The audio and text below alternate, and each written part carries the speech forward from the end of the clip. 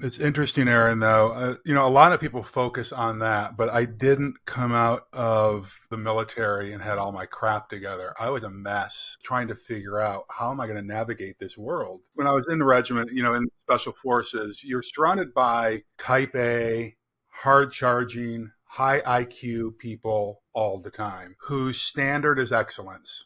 Everything we do, it's got to be excellent. The Greeks call that arete. And then I went and started working at this no-tell motel in San Francisco where people just phoned in their performance, where mediocrity was good enough. That drove me up a wall. And I was, like, I'll be honest with you, there were times I was wondering, like, what have I done? Welcome back to the show Disruptors. I'm your host, Aaron Hale, and this Point of Impact.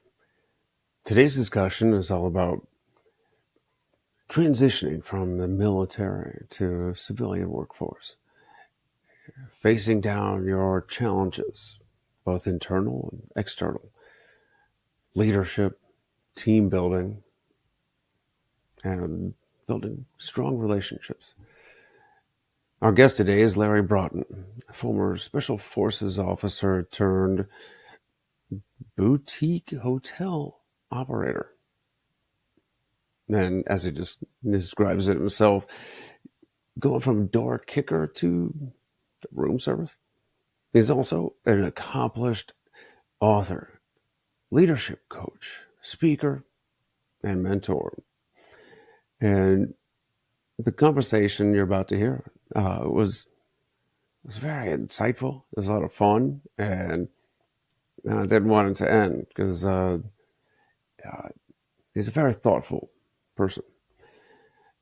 And he tells all about going from Green Beret to boutique hotels and how it might seem non sequitur, but it was actually the perfect set of skills going from Green Berets to the service industry. And also about dealing with his own difficulties, how turning his knowledge of being dyslexic, PTSD, all these other things, turning them into strengths, or at least recognizing the weaknesses, and then partnering and building teams that have complementary skills.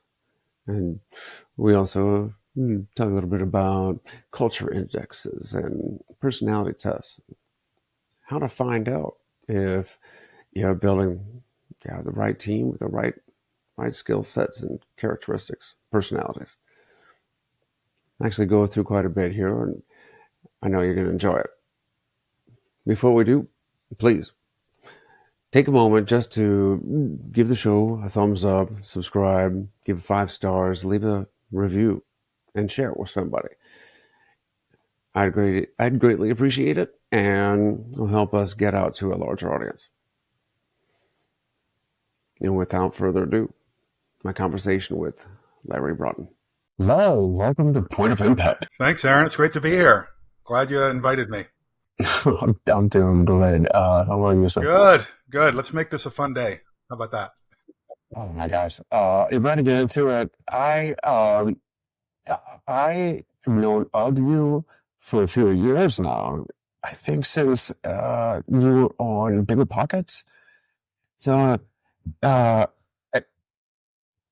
I was of course intrigued because you are former Army Special Forces, and it was an interesting transition, and it was from the Special Forces to hotelier. Yes. And then leadership speaker, coach, and of course best-selling author. But it's the hotel thing that it almost seems like a divergence, but it's actually a pretty natural progression for you. Can you give the audience a little bit of background on what drew you to the military, to Special Forces, and then how you made that leap to hotel? Yeah, Aaron, that trips a lot of people up. How do you go from kicking doors in to inviting people into your businesses? what, like a former EOD technician becoming a fudge maker? Exactly. How does that happen? Right. Well, listen, I grew up in rural Western New York. It's the way I kind of describe it for those who don't know the area. It's kind of apple orchards and dairy farms is there a lot. And on the outside, everything looked like it was sunshine, lollipops, and rainbows. But like a lot of us, I had my own demons. And so I was trying to just get out of Dodge. And my twin brother and I were martial arts instructors prior to going into the military. One of my students um, had gone in and enlisted, and he said, hey, you might want to consider enlisting in the Army. And so I was, I think, 19 at the time, probably. I guess I was 18, and I did the delayed entry. I went in when I was 19, and I barely graduated school, Aaron, high school. I near the bottom of my classes. It turns out I'm dyslexic. I didn't know that at the time. Um, but the recruiter convinced me to take the ASVAB, and so I did. And when the results came back, I scored really high, like in the top 0.1% in the country at the time, because it's more of an aptitude and IQ test. It's not the normal testing that you get in high school and your grade school, that kind of thing. And I scored really high, and so the recruiter said, "Hey, dude, you could do anything you want in the military, in the Army. Obviously, if you want to become an officer, you've got to go to university," and that didn't interest me at the time. But he said you could even try out for special forces, and I didn't even know what special forces was at the time. And so he educated me on what that was, and it was the Green Berets. I still didn't really know what it was until he described the movie The Green Berets with John Wayne. I'd seen that, and he talked about Billy Jack, and I'd seen that movie. And then that year, this will age me, the next year, the movie Rambo, First Blood, was coming out. And so I saw that and said, yeah, okay, that's what I want to do. Because of some of the stuff that had happened in my teen years, I wanted to show the world that I was the biggest, baddest mofo out there. I didn't want to ever be quote unquote hurt again, you know. And so that's what got me into martial arts and then into the special forces community. So I spent a bunch of years there, and there were a couple of times when I'd realized that, man, there's a bunch of idiots out there running these other countries. You probably learned this from on deployments you've been on, right? Like, holy crap, if these idiots can run a country, I can run a country. How hard can it be, right? And so I got very interested in foreign policy and public service. And so I thought maybe I want to get out and get into either the State Department or run for political office. Now, this is years ago. I wouldn't do that now. I love my country too much. Not that there's anything wrong with people that are doing that stuff, but I love my country. And so anyway, so I got out and I went to college and university. But my first job out, Aaron, off of active duty, was working at a little no-tell motel in San Francisco. I went in at 11 o'clock at night and worked till 7 o'clock in the morning as a night auditor.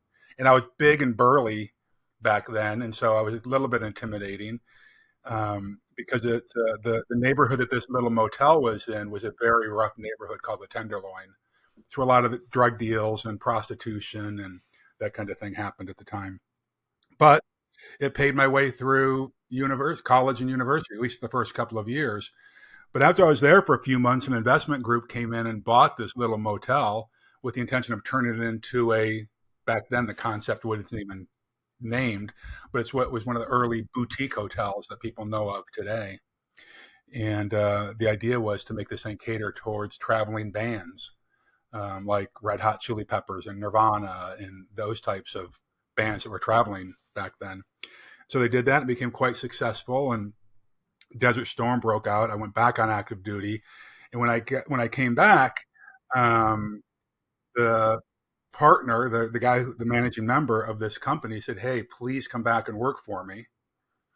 And if you do, I'll make you a partner in this company." And I still hadn't graduated university yet, and so I thought, "Wow, it's an amazing opportunity." So I said, "Give me 24 hours to think about it." I thought about it, and then I was in that company for about 14 years, and we grew that hotel company from that one little motel in the Tenderloin to about 14 hotels in a 14-year period, and ended up becoming one of the vanguards, creators of the boutique hotel industry.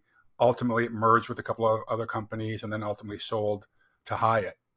So, so that was kind of how I got into the industry. But what I realized, I didn't get into the industry because, oh, the hotel industry, that sounds awesome.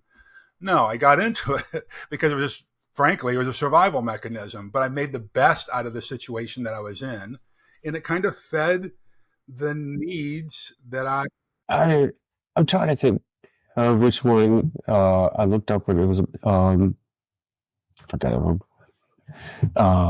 Cuts that out. I'm trying to think of which one it mentioned in the past that I was uh,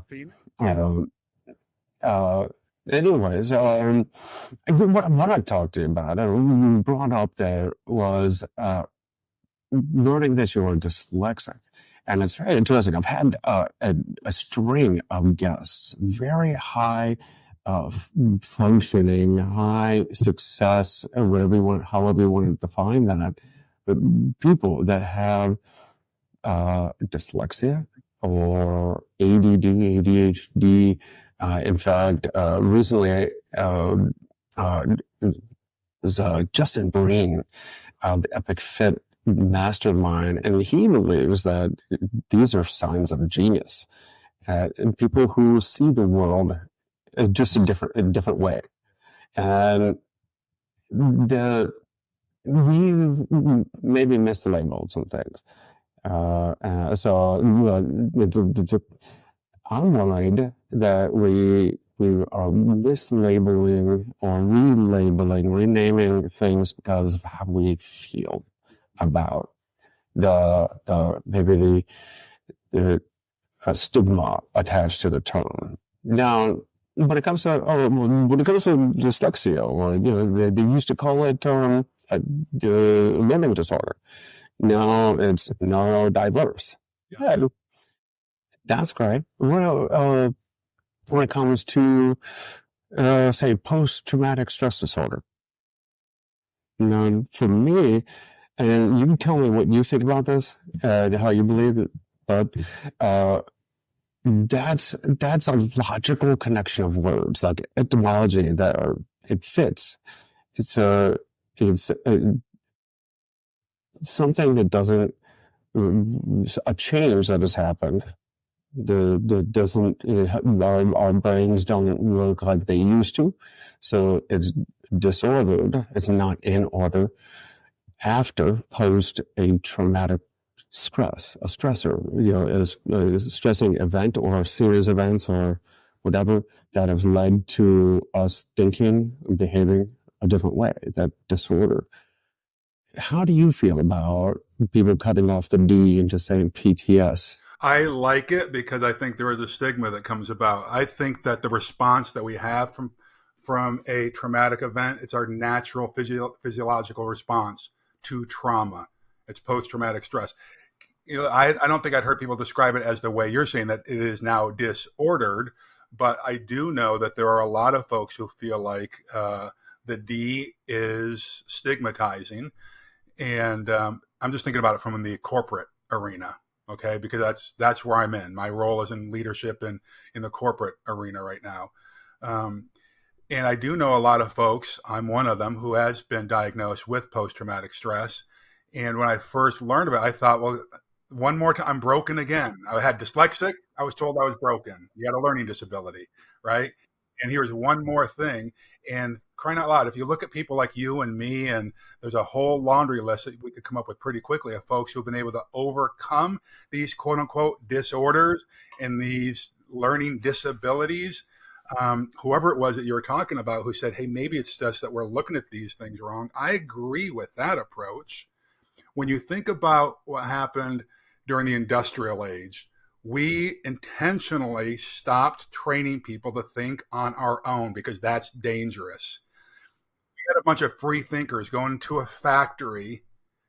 That's going to cause problems. We wanted people to think the same, right? And why is that some of the top creative, most innovative, people that we know in history are classified with learning disorders.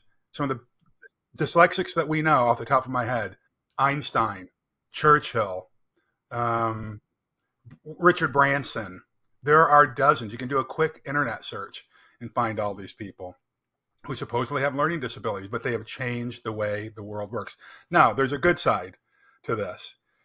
I think that there's got to be a certain level of stick-to-itiveness, drive, tenacity, the desire to defy the odds that some of us have that others don't. And I don't know whether that's factory installed or if it's created over time.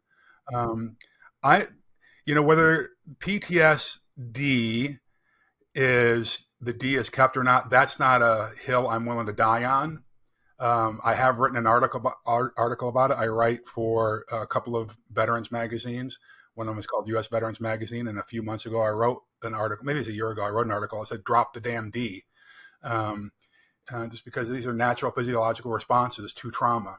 And I've seen enough cases where we can reorder that disorder through a variety of different treatments and alternative medicine modalities, right? So Well, I totally understand where you're coming from there. I think it's just a difference in defining the words of art, right? And outside the stigma, outside the feeling that the words give us, traumatic is an adjective. yes. The stress is the event that caused the infection, right? The event, and post, of course, after the traumatic stress, what happened. But if stress is the result, not the cause, PTS makes perfect sense. So I'm just glad we're talking about it. I want more people to be talking about this. According to the American Psychological Association, the number one cause of post-traumatic stress in the U.S. each year is car accidents. Most people we know, think about these, like I was T-boned one time, pulling out of an intersection. Guy just slammed right into the side of my car. It's my fault for the accident, for sure. I was much younger. But I can tell you, the next couple of years pulling out of driveways, I had a trigger. There was a response there, right? Now think about if I had to live in that environment for, some of these folks who go on these long deployments or have done 4 to 14 different deployments, and that's the environment you live in all day long. Yeah, there's going to be some stimuli that's going to be a little bit screwed up for sure. So I'm just glad more of us are talking about it. then that leads into what is the cause of all the car accidents, and I think two of the leading causes. One is distraction, and one being sleepiness. Yeah. But there's the recent book, Anxious Generation, is all about how the screens have changed our brains. And it causes us all to be more anxious, more distracted, and I have a personal feeling about how we've made cars these, lethal hunks, tons of flying, metal. We've made them far too safe, so we're too comfortable behind the wheel, and we don't give it the proper respect. I say, get rid of the driver's seatbelt. Oh. See how much more to pay attention to the That's road. interesting. So you're about consequences. Yeah, that's interesting. Yeah, because we have taken away the consequences for a lot of society, haven't we? Yeah. Put it on the outside of the car. Oh yeah, exactly. Yeah, right. Yeah, that would be different. Well, tell you what, I didn't realize I was going on that tangent, but I like it.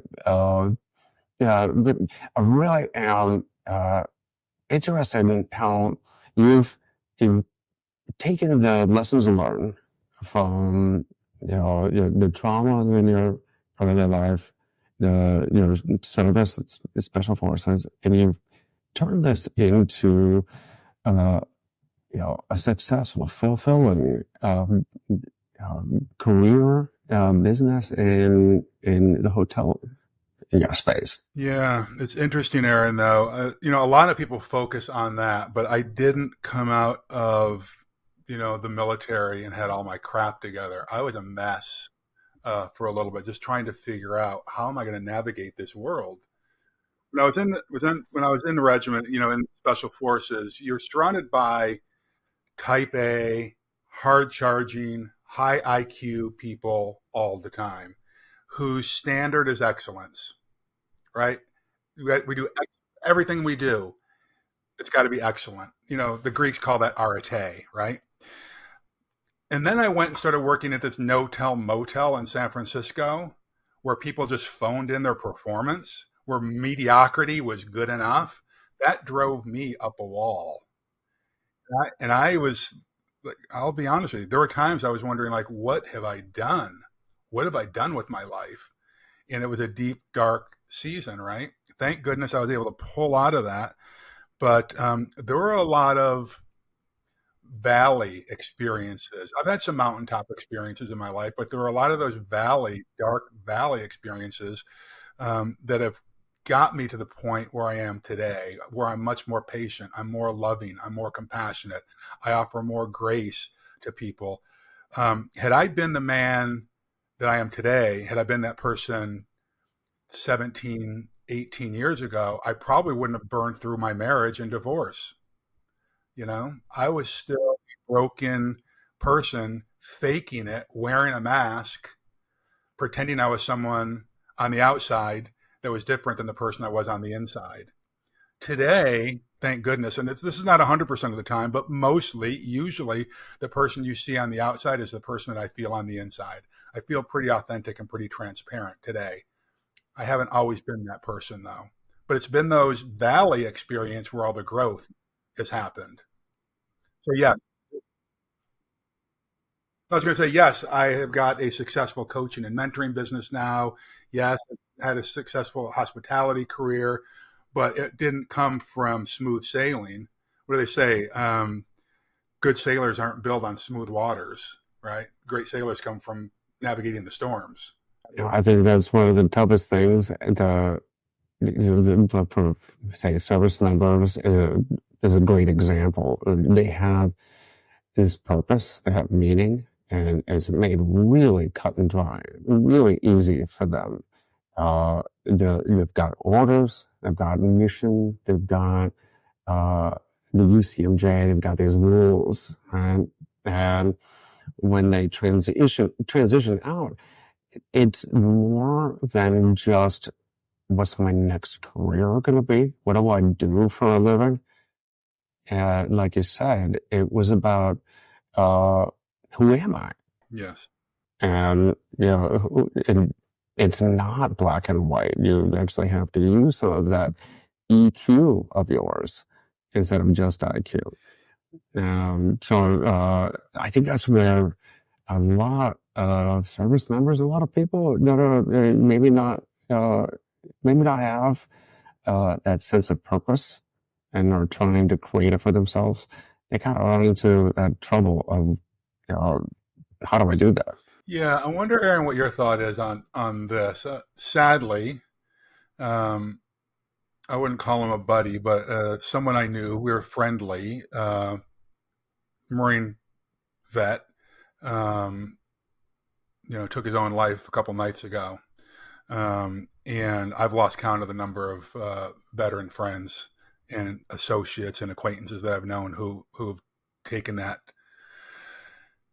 taken that path, and it's heartbreaking, right? And I wonder, and we know, many of us, the darkness that you got to be in a pretty dark spot in order to go to that extreme. A lot of us have had ideations, but I wonder how much of that has to do with the lack of purpose. Like, what am I doing? Who am I?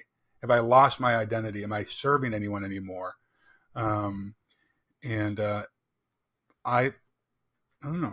I like to get other people's perspectives. My sense is that this sense of purpose and belonging is more important than we give it credit for. Well, I had a great conversation with Dr. Jordan Grumet, who is coming out with a book pretty soon all about purpose. And it lays it out really well. But it's not that we find purpose, it's that we create it. And it's not the big, hairy, audacious goals that becomes our purpose, because that's too overwhelming. That's like looking at Everest before you're even training. You decided you're a mountaineer.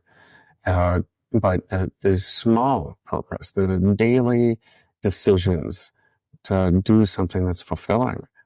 And one of the biggest components there, and a reason a lot of service members lose that sense of purpose and fulfillment, is that they lose a sense of community.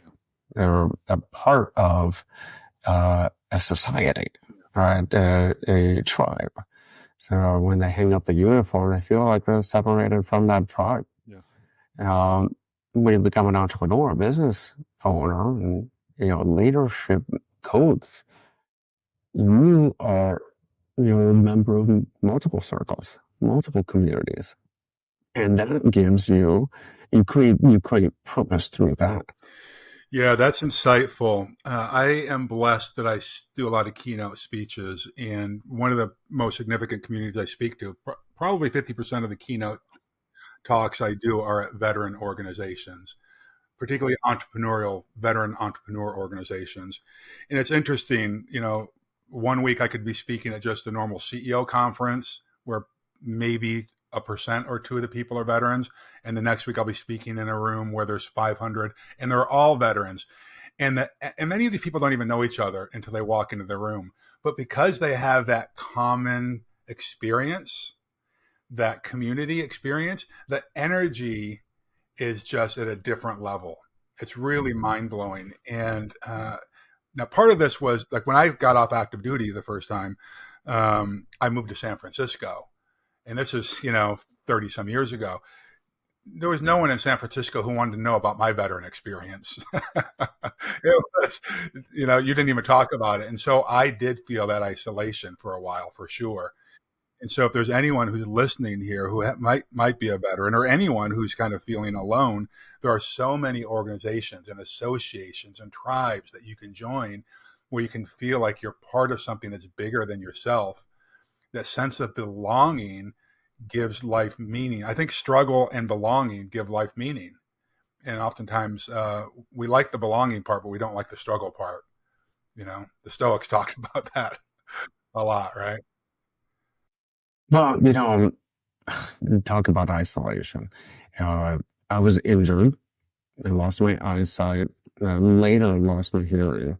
So in the course of a few short years, just maybe 4 years, I had gone from an EOD tech with a team leader, and we've got those concentric circles, the platoon, squad, company, the big green army, and military in general, plus lights out, radio silent. And when COVID came around and everybody was doing the quarantine thing, I'm like, welcome to my world. This is nothing. Yeah. I know about isolation, and I know about that loss, a sense of community and connection. That's why we got to go out. We got to actively pursue human connection. And that's a big part of why I started this podcast. And I began speaking, telling my story, because a lot of people, sometimes all they need to do is reset that, reframe the mindset. Tell me more about that. What has been the biggest struggle for you since the first, we're losing your eyesight? Has it been the isolation part? Has it been I don't know. Wait a second, whose show was this?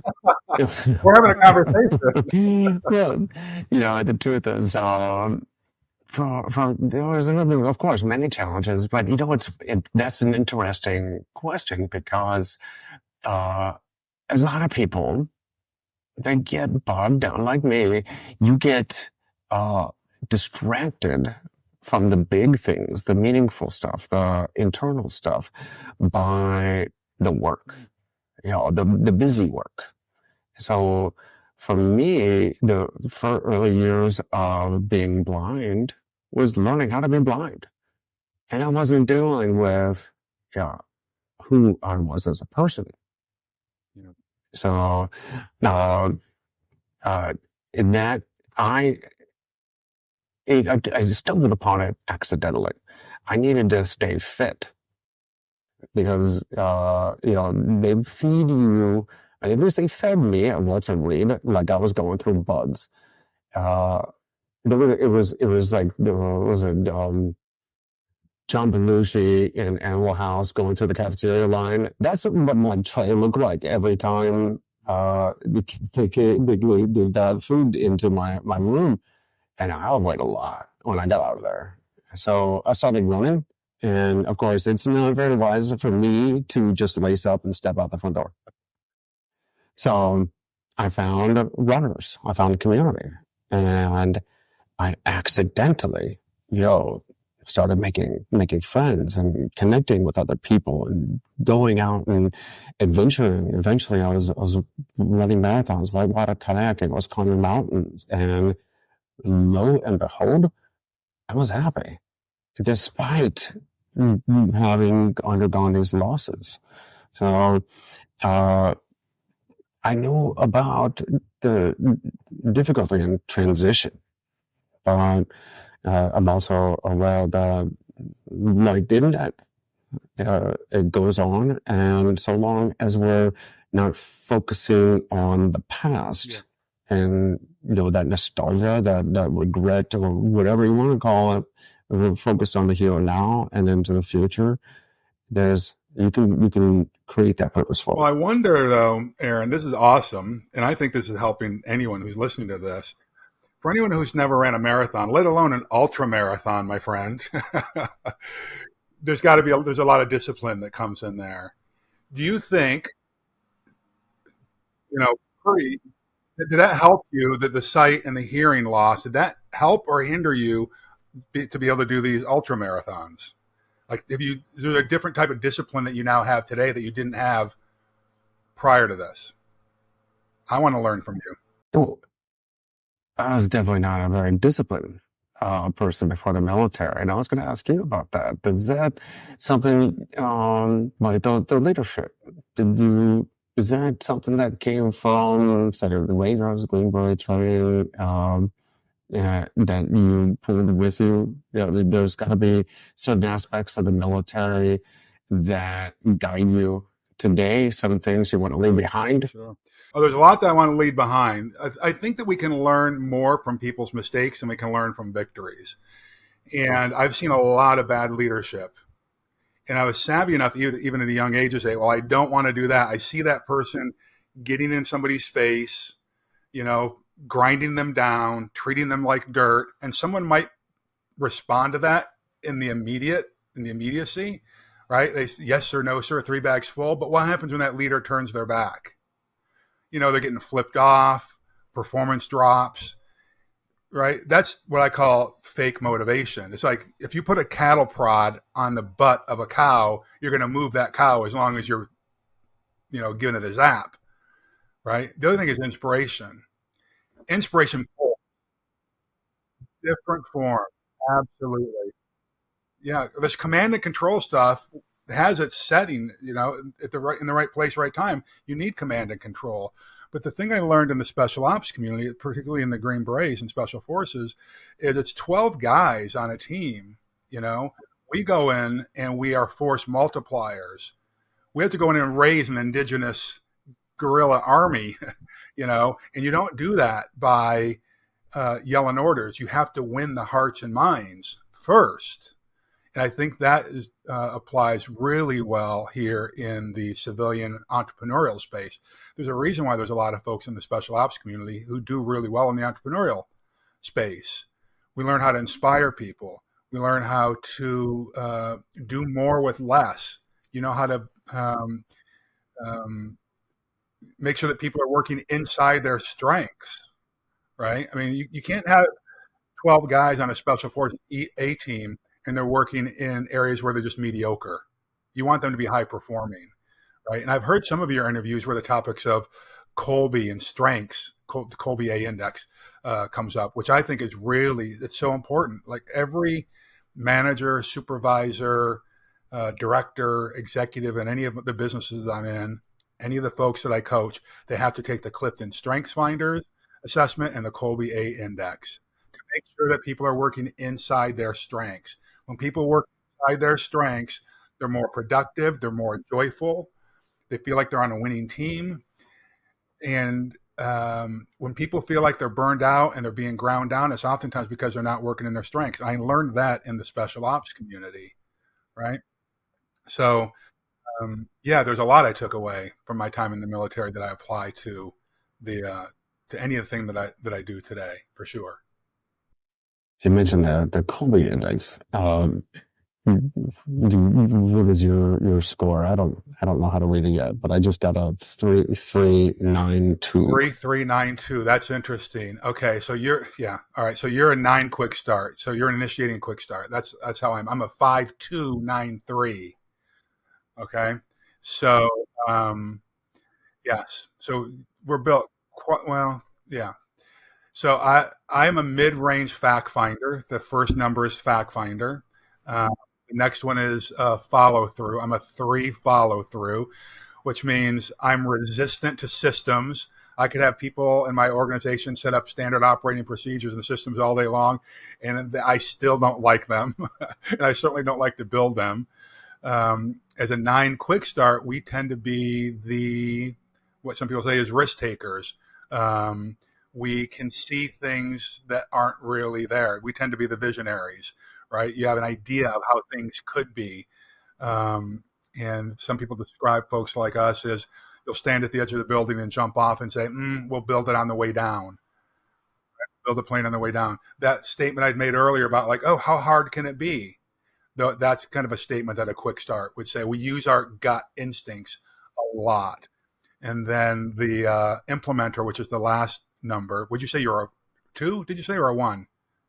2. Okay, I'm a 3. And so both of us are resistant at seeing things spatially. Like a lot of architects, mechanics, those types, people who do things with their hands, tend to be high in that area, and we tend to be resistant. And the great thing about the Colby index, and even with any of the strengths assessments, there is no right or wrong. There just is. Once you realize what your strengths are, you can build teams around you.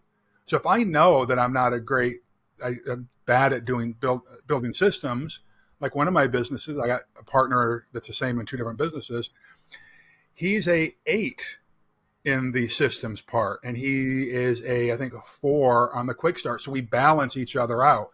I think that's one of the keys that I learned in special forces as well, is that balance the team out so that you don't have a bunch imagine trying to have a special forces A team and all you are is 12 engineers. You don't have any weapons people. You don't have any medics. You don't have any, commo guys. A very effective team, right? That's part of it. It's matching and leading those with the various abilities and personalities, and is being able to talk to them and to lead in a manner that they're receptive. So, and it goes back to, let's say, like the leadership forum. You go into, let's say, to an indigenous military, or maybe it's a government group of some sort. You can't just go say, do this because it's the right thing. Well, here's the thing. I think that one of the elements of an effective leader is being a transformational storyteller. I mean, you've got to be able to, what do they say? Facts tell, stories sell, right? And so we have to take that into account. Like, here as a leader, here's how things could be. Here's how things should be. Um, and yes, you can have a group of highly skilled people. We see this all the time. Think about sports teams who are a lot of individual talent, but if it's not a good personality fit, it could actually be detrimental to the team. I mean, think about one of the examples I oftentimes use is the Lakers, the Los Angeles Lakers, when they had Kobe Bryant, and Shaquille O'Neal on the team. They couldn't get along. They're both amazing players, right? But it was pandemonium on that team sometimes. So you have to look at the personality fit as well. And I think it's the responsibility of the leader to make sure that messaging falls on the right ears. So in my organizations, I've got the Colby A Index and the Strength Finders Assessment. I have a grid right next to my computer.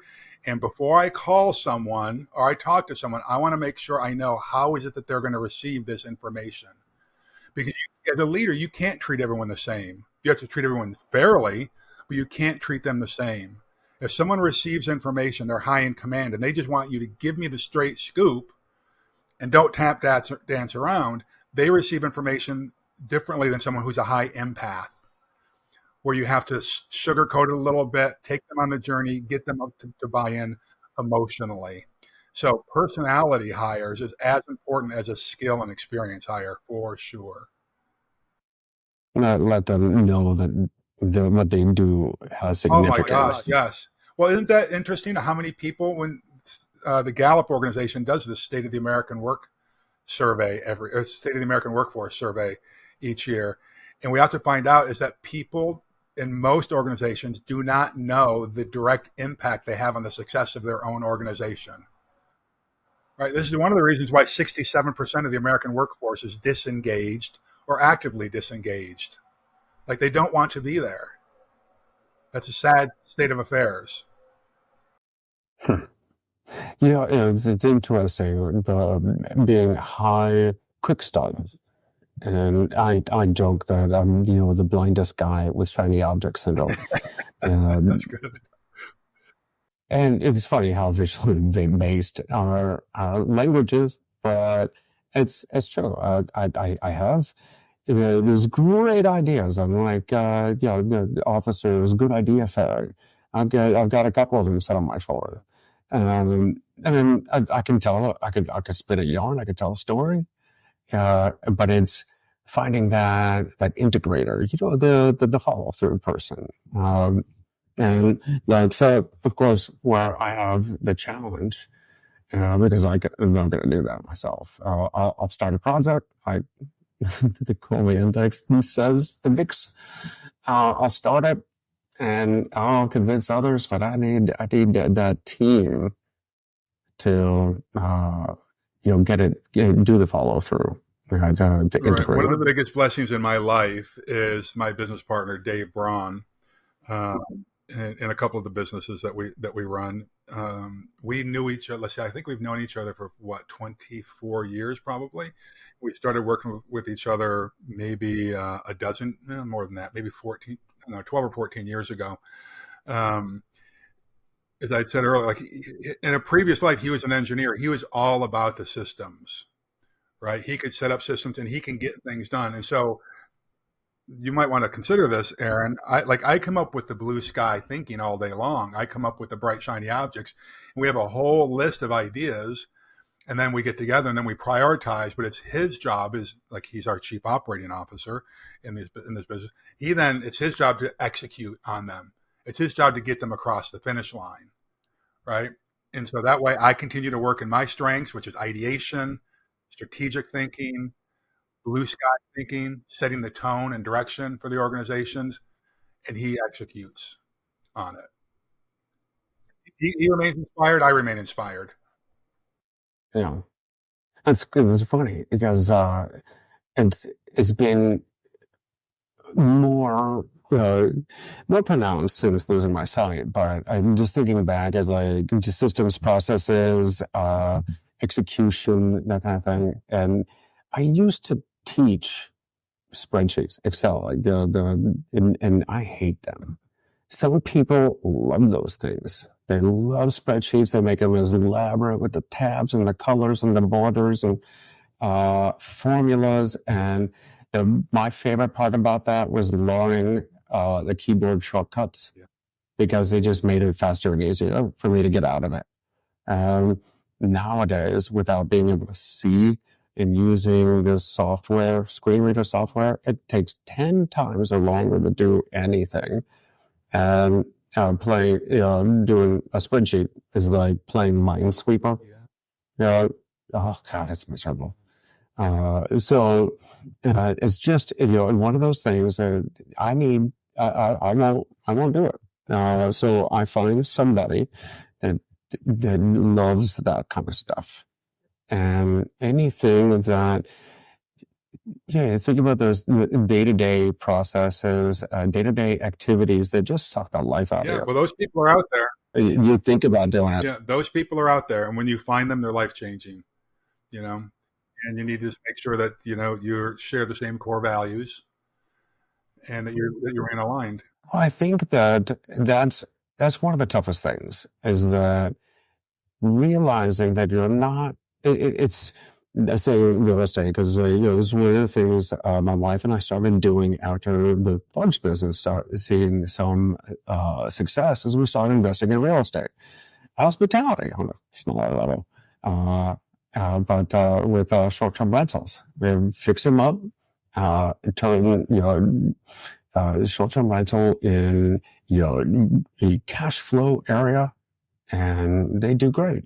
But one of the biggest things was realizing that I wasn't asking for help. I was sharing the load with somebody who was looking for that work. Right? Finding the investors. They were looking for projects to invest in. I'm not asking for the money. I'm not begging for money. I've got a product here that they're looking to invest in. So I know when it comes to that's a huge mindset shift for a lot of people, is when building a team or leading, is you're not asking for help. You're offering exactly what somebody is looking for. Yeah, that's so good. And you mentioned that you work with your wife. That's interesting. I would encourage anyone who is interested in the strength finders or strengths-based assessments, have your spouse or significant other take them as well, because it'll be pretty enlightening. My former spouse, who's a great woman, but things just didn't work out. Her Colby score was completely opposite of mine. And what they say in this is that if you are 4 or more points away from the person that you're working with, there will be conflict. And in every category, we're at least 4 points away on it. We are built for dysfunction, our relationship. And so it's not that doesn't mean that you're going to head for divorce like I did, because there are other things that led to our divorce. But at least and you can have an awareness. It's like, have you heard of the 5 love languages by Gary Chapman? Yeah, same thing. It's great if you take it, but it's even better if you and your romantic partner or even business partner take it, so that you can have an understanding of each other's love languages and have some perspective and some empathy.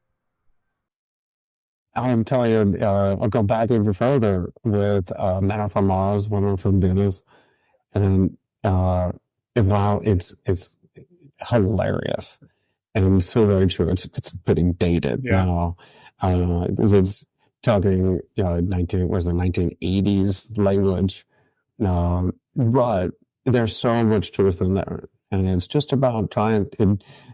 It's like the version 1.0 of the love languages, but it is, and I was just thinking when you're talking about working with your wife, mine is definitely an integrator. She just has I'll be talking, thinking out loud and telling the story as it's coming to me, and before I know it, she's already taking that first step. Said, "Oh, that's already done," and Oh, really? That's good. Of course, it's being able to communicate, right? Because with any relationship, spousal or business partners or anything, there tend to be miscommunications or clashes and that kind of stuff. So you got to take it all with a grain of salt, and you got to be humble. Yeah, humility is one of those things. It's hard for a lot of us. Humility goes a long way. I think it's one of the keys in effective leadership. Is humility. I've got an acronym, or it's an acrostic, I guess, that I use when I talk about leadership. And the first one is motivation, right? Like you got to be self motivated. Like I get to get up and do this each day. I get to go serve. The second thing is integrity. We know about integrity. People talk about integrity all day long, but motivation without integrity is dangerous. There's a lot of people who are in prison because they're highly motivated, but they lack integrity, or should be in prison because of it. The third thing is tenacity, MIT. So Mitch is the word I'm spelling here. MIT. T is for tenacity. We've got to be tenacious. We've got to know what our goals are. We need to grind towards achieving those goals, because there's a lot of folks out there who are highly talented, highly educated, but they quit when the going gets tough, right? And I'm just a big believer that tenacity eats talent for lunch. You can be really talented, but if you don't have the stick to itiveness, that's a problem. The C in this acrostic, Mitch, is for courage. We have to be courageous in everything that we do. That doesn't mean that we're not fearful. I'm afraid with a lot of things, but we move on in spite of the fear. In the Army, there's that saying comes from the West Point, uh, that monument at West Point, to choose the hard right over the easy wrong. That takes courage, right? To do the hard right, because sometimes you're the only one standing, or you have to face the mob, right? But courage. But the last thing is what we were just talking about. The H in Mitch is humility, right? Because if you don't have this sense of humbleness and humility, you're not willing to take feedback. You don't listen very well, right? For those who don't have a sense of humility about them, and to know that you don't know all the answers. So I think humility was powerful, power tools. Yeah.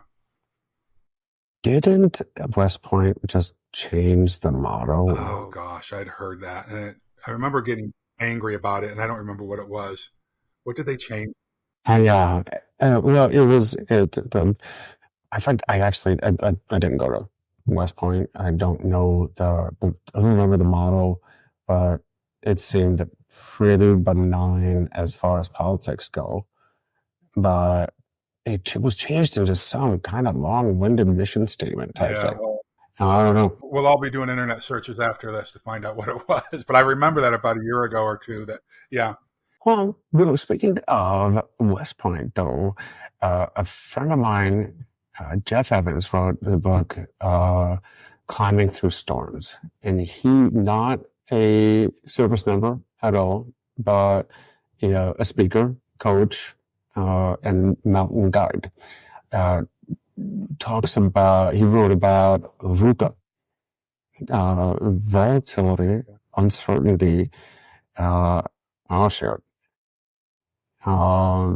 complexity and ambiguity. And so VUCA is something taught at West Point and something that leaders need to become familiar with, or comfortable with. Is this something that you learned in the service, something you use on a yeah. day-to-day basis? I hadn't heard that before, but it makes total sense. Yeah, it makes sense. The volatility. Geez, Louise, we see that all the time, right? And I think that um, the adaptability, the ability to overcome these obstacles is key, right? Mm-hmm. Well, we love our acronyms.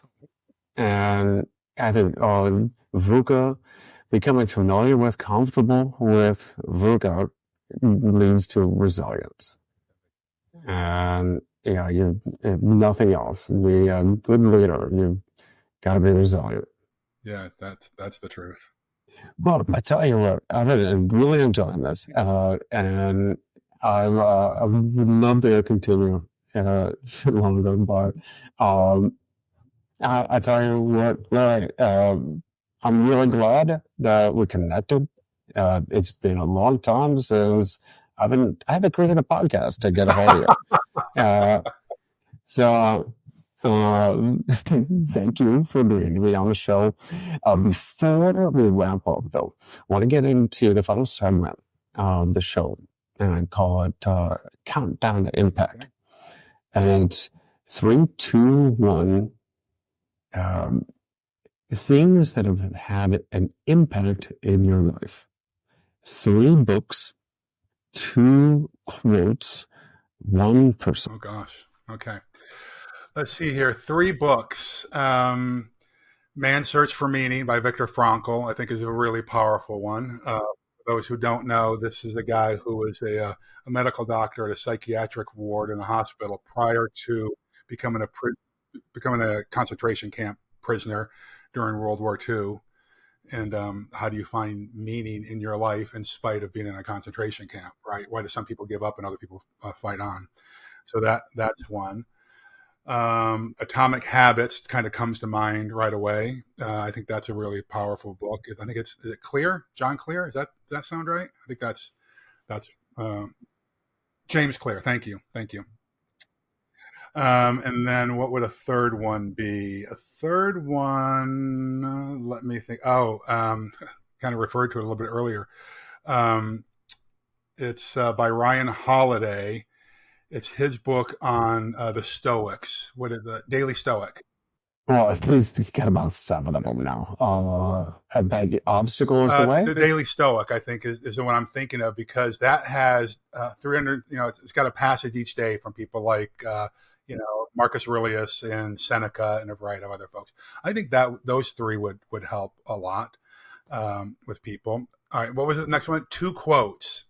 Well, the one quote I kind of mentioned earlier is, choose the hard right over the easy wrong. That's one of my missions because crying out loud, you know, um, you could cook the books to make your financial statements look good. That's the easy thing to do. The hard thing to do is to go to your investors and say, hey, we've really blown it for the last 6 months, right? To lie to your bride. That would be an easy thing to do in the short term. Hey, I'm really struggling here. We need to have a really hard conversation. That's the hard right. It's, that's the long term. The other one is a quote by George Patton that I remind myself of daily, and I've got this in my car and on my refrigerator and also on my mirror in my bathroom that says that a good plan violently executed today is better than a perfect plan next week. A good plan violently executed today is better than a perfect plan next week, right? Because so many of us, we just delay, we delay, we delay. We're waiting for all the sun and the stars and the moon to be aligned in perfect order before we take.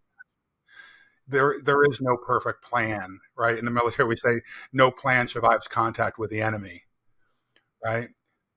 That's a really good one. I was hoping a little bit that you were gonna say what was the one about making the other poor bastard Yeah, die for there you his go. country.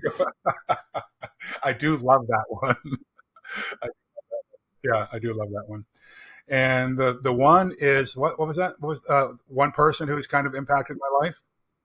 1 person. Well, I mean, I've got to start with this one, Jesus Christ. I can tell you who I was before and who I am now are 2 different people. So there is that. But I can say this early on in my life, I'm not sure that I had a one person because early in my life, I was always looking for flaws in people. I know it's a defense mechanism or whatever it is, but I did start to realize in my 20s there are nuggets of gold in every person I come across, and I'd rather focus on those types of people. I tend to be inspired by people who are flawed but doing good things anyway, versus trying to find that one perfect mentor in life. So Excellent picks, all of them. Larry, this has been an absolute pleasure. If anybody wants to find out more about you, connect, find your book, hire you for next event or coaching, Yeah. what do they connect? The easiest way is just to go to my personal website, which is larrybroughton.com. You can find all my social media handles there, but on most social media, it's just Larry Broughton. That's it. Excellent. We'll get all of those links into the show notes. Larry, thank you one more time. This has been really fun, an absolute pleasure. God bless you. Thank you so much.